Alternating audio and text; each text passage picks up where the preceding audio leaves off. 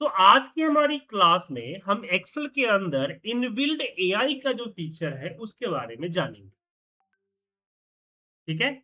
कल हमने protection method समझाया कि आप एक्सेल सीट को, सेल को, रेंज को कैसे आप पासवर्ड लगा के प्रोटेक्ट करेंगे।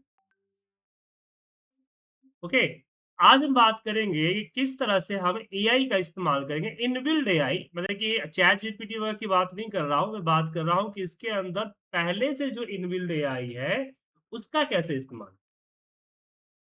और बहुत ही अच्छी टॉपिक है और बहुत ही सिंपल है, इसमें आपको कुछ करना ही नहीं। तो मैं एक फ़ाइल ओपन कर रहा हूँ, 2 मिनट दीजिए।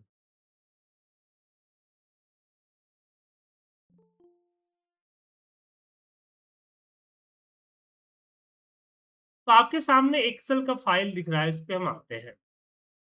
अच्छा, ये यहाँ पे मेरे पास एक डेटा मुझे बॉस ने भेजा है जिसमें इनवॉइस नंबर था। अब इस इनवॉ 1 मिनट म्यूट कर लीजिए प्लीज़ आप लोग। प्रीति जी म्यूट कर लीजिए, शोर आ रहा है बैकग्राउंड से। हुँ। तो आपके सामने दिख रहा है यहाँ पे कुछ इनवॉइस नंबर और मुझे बॉस ने बोला कि इसमें का फाइनेंशियल ईयर तुम अलग करके दे दो। तो जैसे बीच में जो दिख रहा है फाइनेंशियल ईयर है। अब इसके लिए कुछ लोग मैनुअल करेंगे, जो उनको एक्सेल नहीं आता है। कुछ लोगों को आता है तो वो लोग क्या करेंगे, वो लोग लेफ्ट, राइट, मिड जैसे फ़ॉर्मूले इस्तेमाल करेंगे।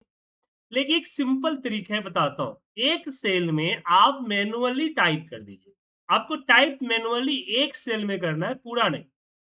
2019 मतलब मुझे इस इनवॉइस नंबर के वाले कॉलम से क्या एक्सट्रैक्ट करना है, वो हमने एक बार यहाँ पे टाइप कर दिया। टाइप करने के बाद इस पे कर्सर रखिए और चले जाइए होम मेनू बार के अंदर। एक ऑप्शन आता है फ्लैश फिल, जिसका शॉर्टकट है कंट्रोल प्लस ई।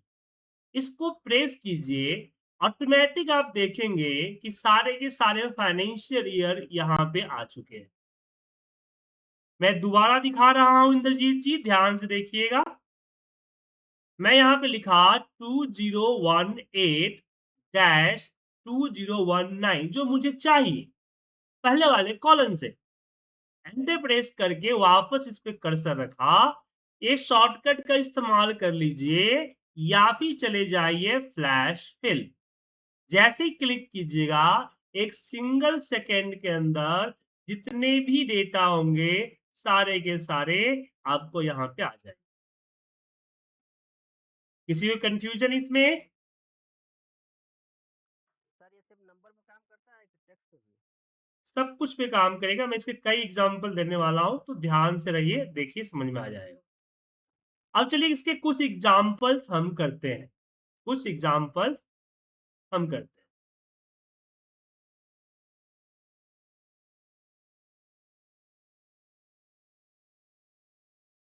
जैसे दूसरे नंबर एग्ज़ाम्पल पे आते हैं। इसमें मेरे पास नाम आ गया है। मुझे फर्स्ट नेम और लास्ट नेम अलग करने हैं। तो मैंने यहाँ पे लिखा अर्जुन और यहाँ पे लिखने के बाद हम फ्लैश फिल कर दें। पूरा नाम आ गया। फिर लास्ट नेम में मैंने कर दिया पंडित। कर्सर रखा और अगेन हमने यहाँ पे फ्लैश फिल। आ गया आपको?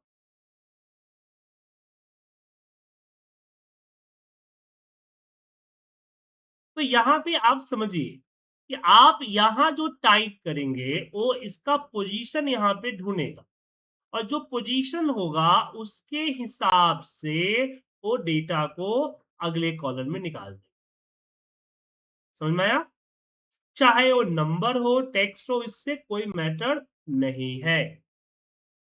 क्या है डेटा उससे इसका कोई मैटर नहीं है। इसका अलग करना है तो ये अलग कर देगा। समझ गए? जितना सर हम लेना चाहेंगे उतना ही करेगा बस? जी हाँ, जितना आप यहाँ टाइप करिए, जो टाइप करेंगे ना उसके हिसाब से सीक्वेंस मैच कर लेगा वो। हाँ, सुरेंद्र जी बोलिए। Okay sir. सर मेरा एक डाउट था इसमें दोनों कॉलम एक साथ हो सकता है क्या? एक-एक करके मतलब लास्ट एक-एक करके बोलिए। जय सुरेंद्र जी आप मैं कह बोलिए। रहा था कि इसमें आपने फर्स्ट नेम और लास्ट नेम लिया हुआ है। इस हुँ, हाँ, मैं कह रहा था इसमें फर्स्ट नेम और लास्ट नेम आपने लिया हुआ है कॉलम। और हुँ, इसमें अगर first name, middle name, last name होता, अब कहीं-कहीं पे ये मतलब फर्स्ट, मिडिल और लास्ट नेम भी होता है, कहीं-कहीं पे फर्स्ट नेम और लास्ट नेम भी होता हुँ। आपके इस डेटा सेट के अंदर। तो क्या देख ये काम करता अभी? देखिए आप, करके देख लेते हैं। यहाँ पे कुछ जैसे कि आपने बताया, मुझे पता था कि आप ऐसे सवाल पूछेंगे, क्या है ना को थोड़ा-सा भविष्यवाणी भी जान गया हूँ मैं। तो मैंने एग्ज़ाम्पल पहले से डाला हुआ है। तो यहाँ मैंने मिडल नेम अलग करने की कोशिश की, ठीक है? और इसके ऊपर मैंने कंट्रोल ई किया, तो यहाँ पे देखिए गलत आ रहा है। तो यहाँ पे मैं ये इसलिए एग्ज़ाम्पल डाला हूँ ताकि आपको समझाने के लिए कि फुल प्रूफ नहीं है। जैसे ये देखिए बलदेव राम का बलदेव दिया ना कि राम दिया या फिर ब्लैंक दिया। समझ में आया? जी। तो यहाँ पे कैसे करें? तो यहाँ पे हम इनबिल्ट एआई को नहीं कर सकते। यहाँ पे लिमिटेशन आ गया ना सर। तो इसके लिए आप अपना चैट जीपीटी का इस्तेमाल या को-पायलट का इस्तेमाल कर सकते हैं। को-पायलट थोड़ा स्लो काम करेगा इसलिए चैट जीपीटी पे हम चलते हैं। तो चैट जीपीटी पे मैंने इस डेटा को डाला। अब छोटा डेटा है तो डायरेक्ट डेटा मैंने डाल दिया यहाँ पे और मैंने यहाँ पे इसको कंडीशन दिया कि एक्सट्रैक्ट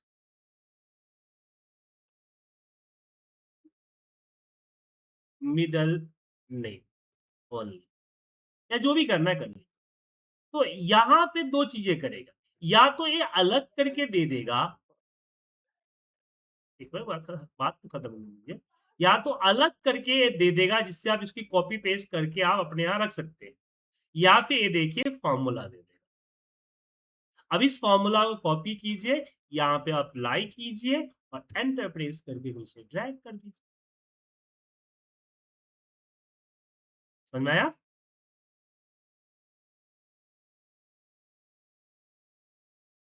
यहाँ पे तो एक टेक्स्ट स्प्लिट से भी तो हो सकता है। टेक्स्ट स्प्लिट से तीनों अलग करेगा ना सर। मैं तीनों की बात कर रहा हूँ, जैसे सपोज किसी कहीं-कहीं पे मेरे पास एक पूरा डेटा हाँ, सेट है। तो मान लो तीनों के किसी लिए का वो एक लगा नाम एक सकते हैं। साथ आ रहा है, किसी का 2 नाम आ रहा है। इस तरह तो से तीनों करने के लिए एक बार में हाँ, वो तो इस text split text condition split apply लगा कर। सकते हैं। देखिए इसका यूज़ समझ में आ जाएगा, पेशेंस रख के आप पहले पूरी एग्ज़ाम्पल को देखेंगे तो आपको समझ में आ जाएगा, ठीक है ना?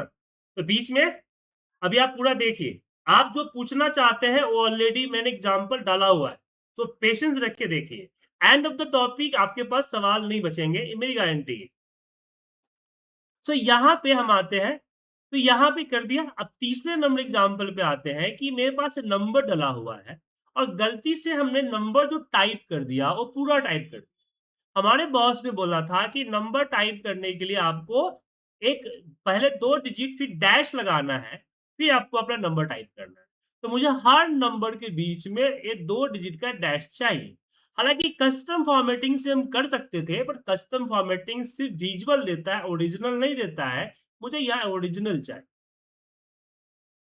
तो मैंने एक को टाइप किया और कंट्रोल ई किया, देखिए टाइप कर। तो सिर्फ़ एक्सट्रैक्ट करने का काम नहीं करता है, ये एडिशन, रिप्लेस सब कुछ करता है। अब दूसरा एग्ज़ाम्पल देखते हैं। दूसरे एग्ज़ाम्पल पे मुझे इन दोनों को जॉइन करना है। तो मैंने यहाँ पे अगेन अर्जुन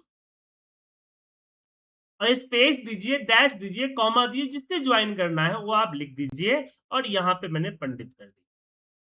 कर्सर रखा, कंट्रोल ई किया, ये देखिए सरा का सरा जॉइन करके दे दिया। हालाँकि इसके लिए कॉनकैटेनेट भी यूज़ कर सकते हैं, लेकिन मैं बात कर रहा हूँ कि ऐसे लोग जो कि फ़ॉर्मूला से फ़ैमिलियर नहीं है, फ़ॉर्मूला लगाना नहीं चाहते, बहुत बड़ा डेटा है, उसपे फ़ॉर्मूला लगाने में काफ़ी दिक्कत होती है, वगैरह-वगैरह की प्रॉब्लम पे इसका इस्तेमाल कर सकते हैं। 5वां नंबर एग्ज़ाम्पल तो मैंने आपको बताया ही। छठे नंबर एग्ज़ाम्पल पे आते हैं कि मुझे इसमें से ईयर अलग करना है। तो मैं फ़ॉर्मूला ना लगा के 2020 को टाइप करके कंट्रोल ई किया, देखिए ऑटोमैटिक आ गया। तो जो भी मुझे अलग कर अब यहाँ पे एक दिक्कत और है कि मुझे मंथ चाहिए, तो मैं 1 टाइप करके कंट्रोल ई करूँगा तो 1 आएगा? नहीं, यहाँ दिक्कत हो गई, यहाँ 7 आ गया। तो यहाँ पे मैं ये बताना चाह रहा हूँ कि ज़रूरी नहीं है कि आप स्टार्टिंग से ही करें। यहाँ पे 10 डाल देता हूँ मैं, अब मैं इसको कंट्रोल ई करूँगा, कंट्रोल ई, तो देखिए, अब मंथ आ गया। तो ज़रूरी नहीं है कि हमें स्टार्टिंग में ही लिखना है, हम कहीं भी लिख सकते हैं और जो अलग करना चाहे, वो अलग कर सकते हैं। फ़ॉर्मूले लगाने की ज़रूरत नहीं है, देन कंट्रोल। क्वेश्चन नंबर 7 में आते हैं। अब मुझे क्या करना है, यहाँ एक ईमेल आईडी बनाना है। अब ईमेल आईडी बनाने के लिए बोला गया है कि first name and first letter of the city के हिसाब से मेल आईडी बनाना है। तो मैं यहाँ पे पूजा पुणे नहीं लूँगा क्योंकि पी दोनों से स्टार्ट हो रहा है तो कन्फ्यूज़न हो जाएगी। मुंबई नहीं लूँगा, कानपुर नहीं लूँगा, हाँ, इंदर, रायपुर है। तो मैं यहाँ लिखूँगा इंदर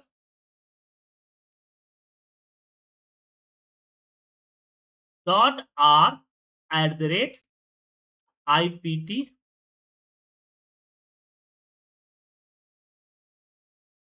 इंडिया डॉट कॉम। और इसके ऊपर यहाँ से आप फ्लैश फिल कर लीजिए या फिर शॉर्टकट कंट्रोल ई दबा दीजिए। उसी के हिसाब से सब कुछ बन के आएगा। जैसा पैटर्न वैसा आएगा। देखिए मैंने इंदर का आई छोटा लिखा है तो बाकी सारे का आई छोटा आ रहा है। आर कैपिटल कर दिया, सबका आर कैपिटल आ रहा है। तो ये आपका केस को भी मैनेज करता है।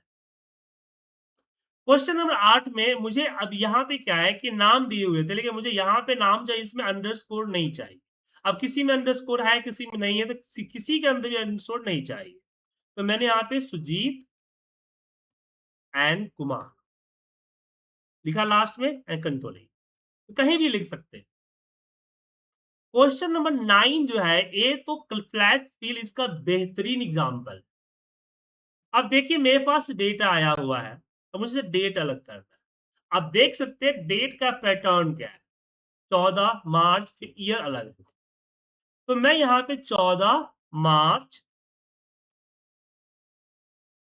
2024 करूँगा और फिर फ्लैश फिल के लिए कंट्रोल ई दबाऊँगा। ये देखिए सारा का सारा डेट अलग हो गया। अब एक एग्जांपल मैंने इसलिए डाला कि इस तरह की ऐसी काम जिसके लिए फॉर्मूला लगाना मुश्किल है या लगेगा तो बहुत बड़ा फॉर्मूला लगेगा, मैनुअल काफ़ी ज़्यादा प्रॉब्लम क्रिएट करेगी, वहाँ पे आपका ये फ्लैश सेल जो एक्सेल की इनबिल्ट एआई है, एक बेहतरीन ढंग से काम करेगा। तो आप लोगों के बीच में आप जो कन्फ्यूज़न होगा फ्लैश सेल से रिलेटेड वो समझ में आ गया होगा या किसी के भी और भी कन्फ्यूज़न है? सर मेरा एक क्वेरी था सर। लिए अभी हम लोग ने एक ही कॉलम में हम लोग ने फ्लैश फिल किया, वैसे अगर हुँ, सपोज मल्टीपल कॉलम का एक ही साथ हम लोग फ्लैश फिल कर सकते हैं क्या? क्यों नहीं किया? यहाँ पे मल्टीपल कॉलम का नहीं किया मैंने, यहाँ पे देखिए 3 कॉलम का किया मैंने। हाँ, तीनों का एक साथ ए बी सी तीनों कॉलम अगर फ्लैश फिल कर सकते हैं देखिए, क्या? देखिए तीनों एक साथ हुआ है ना यहाँ पे। नहीं, ये कहना चाह रहा था सपोज डी ई एफ में तीन अलग अलग, सपोज ऐसा किया एक तो बार में एक बार में एक ही के साथ करेगा ना, अलग-अलग थोड़ी करेगा। ठीक है वन सर, बाय वन कर सकते हैं, got it sir, thank you. ठीक है? अब ये देखिए यहाँ पे, एक एग्ज़ाम्पल और देखिए। अब मुझे क्रेडिट कार्ड नंबर लिखने के लिए बोला गया था और गलती से मैंने पूरा का पूरा क्रेडिट कार्ड नंबर लिख दिया, बॉस बिगड़ गया। वो कहता है बीच के 8 डिजिट हटाओ, पहले 4 डिजिट का रखो 1479 और फिर XX, XX डैश XXX और फिर 9820। अब इसके ऊपर कर्सर रख के मैंने कंट्रोल ई किया, तो देखिए फ्लैश फिल हो गया। तो फ्लैश फिल का सिंपल सा फंडा है कि आप जो टाइप कर रहे हो, वो उसके पहले वाले कॉलम पे वो मैच करके देखेगा। जो पोज़ीशन उसको मिलेगा, उसी पोज़ीशन के हिसाब से, उसी पैटर्न के हिसाब से नीचे का पूरा रिज़ल्ट आपको सिंपल सा। अब आपका डेटा कैसा है, क्या पैटर्न है, उस अलग-अलग केसेस में भी अलग-अलग बिहेव करेगा। मेरे हिसाब से 10 8-10 एग्ज़ाम्पल होने चाहिए थे, मैंने आपको दे दी। आई थिंक आपको समझ में आ गया होगा या कुछ क्वेश्चन है तो पूछ सकते हैं।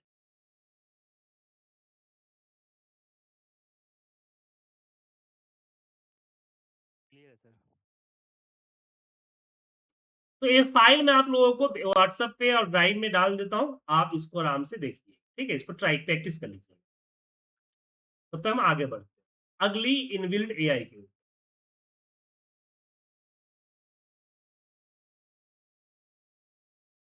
1 मिनट।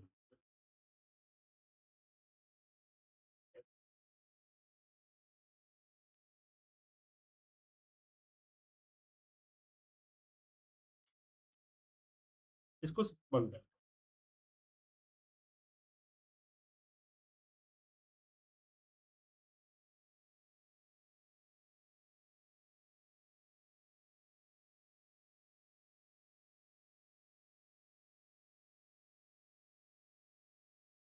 एक डेटा लेके आया अगले की।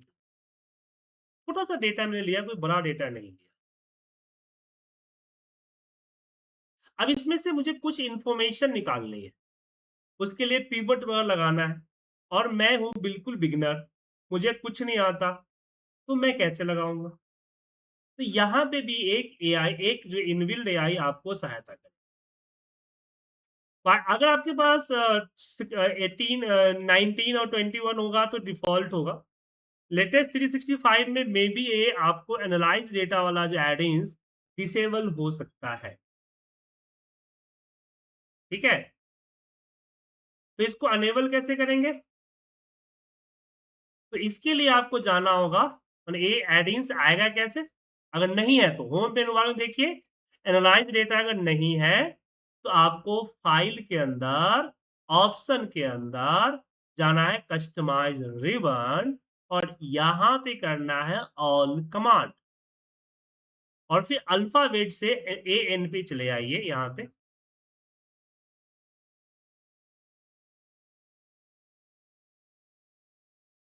अपेंड एन, एनालाइज़ डेटा दिखा। अब आप होम मेनू बार में इस तरह से एक new tab, new group create करें। क्या क्रिएट करें? न्यू ग्रुप और उसमें एनालाइज़ डेटा को ऐड करें। तो यहाँ पे देखिए आपको आ जाए। समझ गए सभी लोग?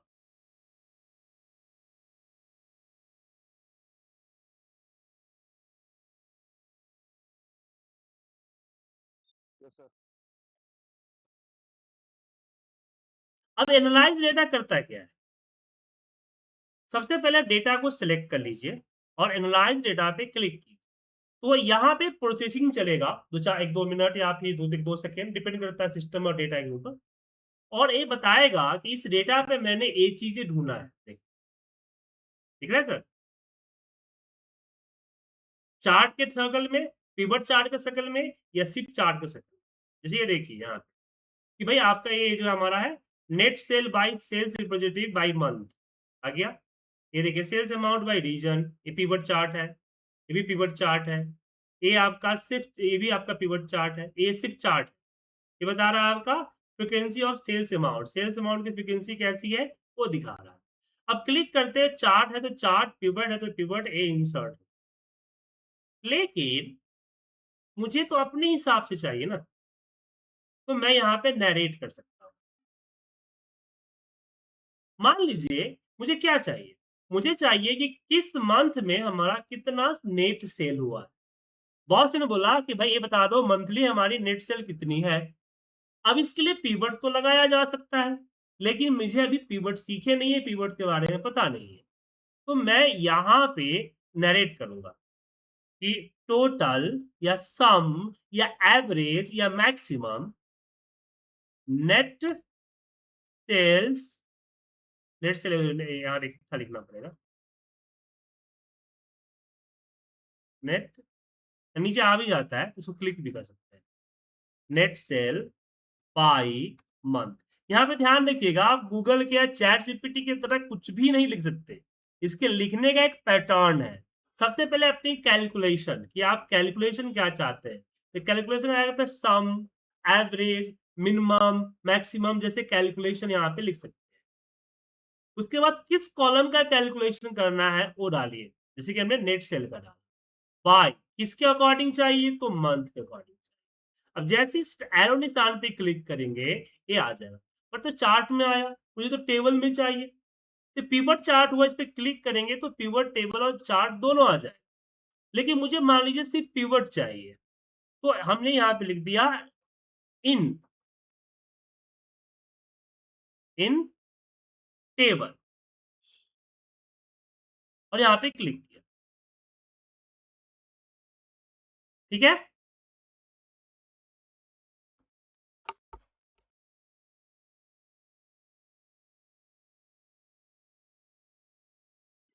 ठीक है सर, समझ में आ गया। तो इस तरह से नैरेट कर सकते हैं, और इंसर्ट करते ही ये आपका नया खोल के दे देगा। कुछ करने की ज़रूरत आपको नहीं।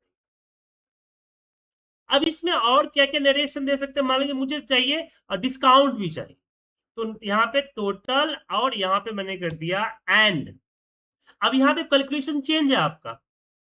मान लीजिए मुझे एवरेज चाहिए, तो मैंने यहाँ पे एवरेज का एवीजी या पूरा एवरेज भी लिख सकते हो।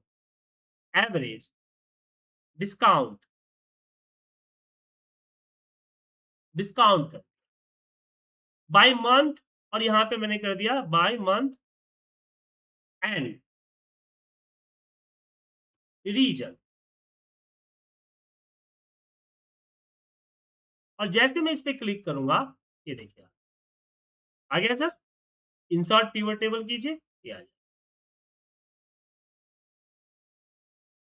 समझ गए?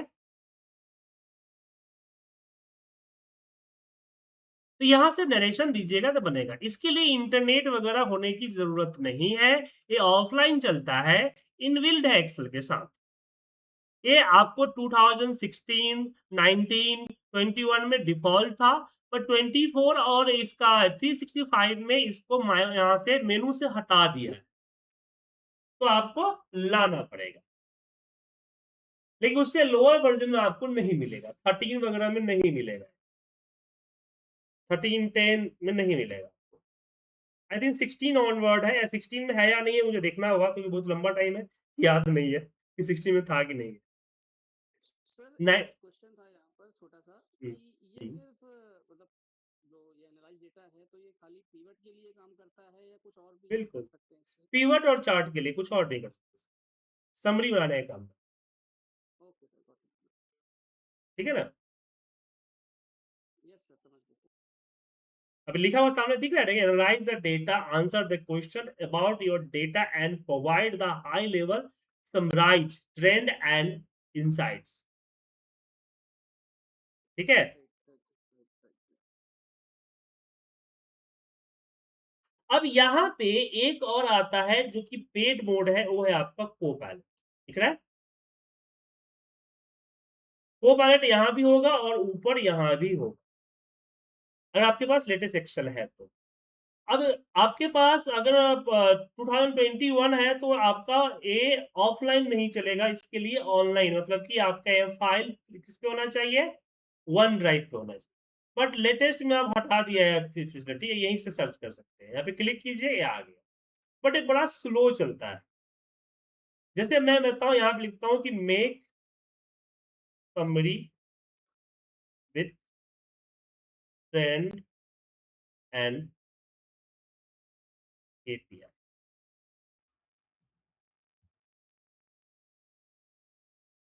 कंटिन्यू विदाउट सेव करने के लिए बोल रहा है कि भाई सेव कर लो फाइल को। मैंने बोला कंटिन्यू विदाउट सेविंग।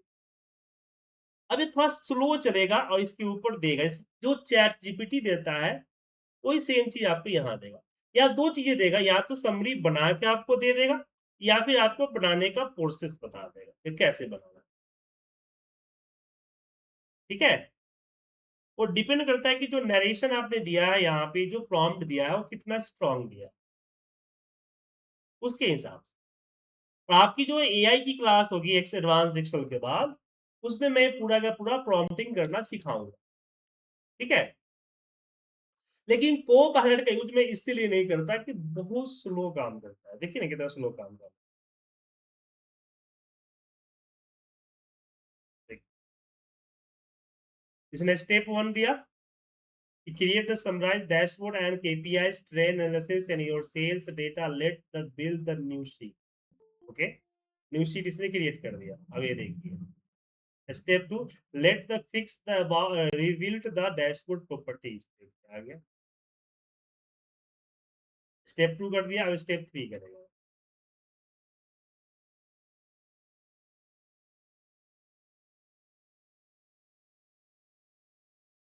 अर्जुन जी कैसे हैं? Good evening.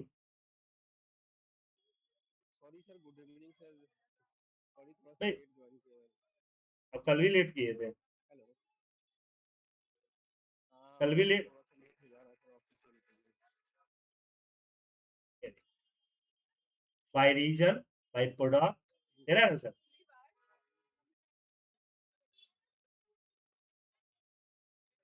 अब इसके लिए ये जो को-पैलेट तभी परफ़ॉर्म करेगा आपका, जब आपके जो एमएस ऑफिस के अंदर इसके क्रेडिट्स होंगे। ऐसा नहीं कि हमेशा काम करता है।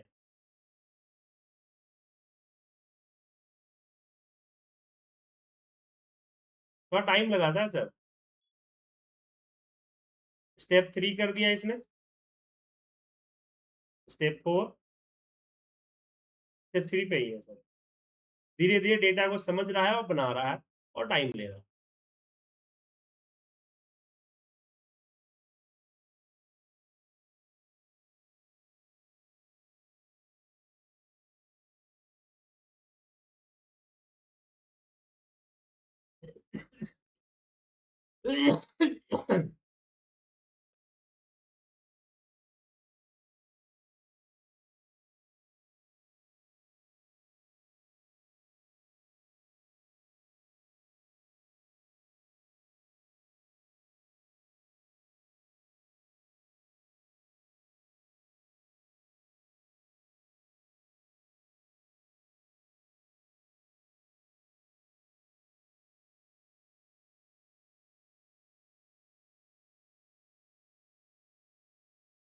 धीरे बना रहा है सर। कितना खुद भी बना लेते हैं ना सर।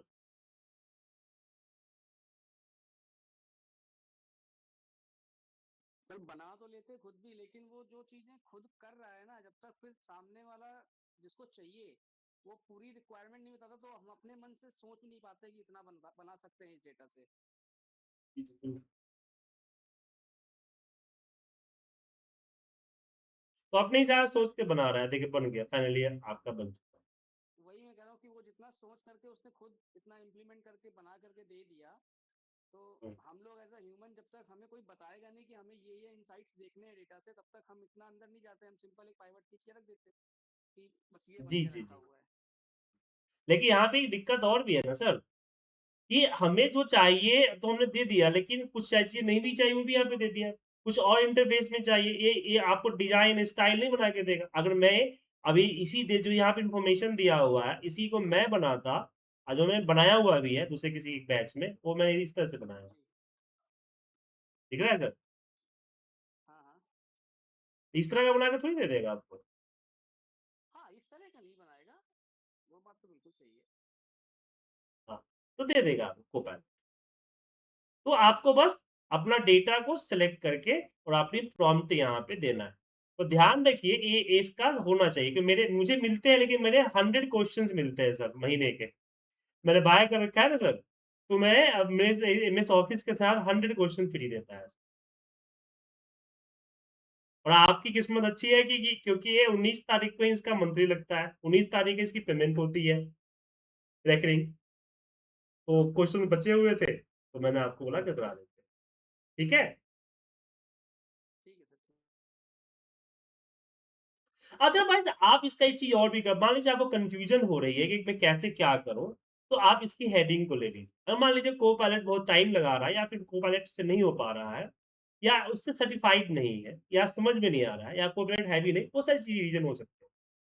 तो ऐसे केस में हम क्या करेंगे, हम जाएँगे चैटजीपीटी और हेडिंग को पेस्ट करेंगे, ठीक है? और यहाँ पे लिखिए want to make sales dashboard with KPI जो भी रिक्वायरमेंट है आपका एंड ट्रेंड्स और जैसे एंटर प्रेस करेंगे, यहाँ पे आपको ये दे दें कि आपको क्या करना है। पहले आप केपीआई डिफाइन करो अपने केपीआई क्या है, फिर ट्रेंड बताएगा ट्रेंड क्या है, ये सब कुछ समझा रहा है आपको कैसे बनाना है, क्या करना है, ठीक है ना? पिवट टेबल कैसे बिल्ड करना है, डैशबोर्ड कैसे बनाना है आपको। अब ये समझ में आ रहा है तो कीजिए, अदरवाइज़ उससे और पूछिए, कहानी और पूछिए और कहानी देगा वो।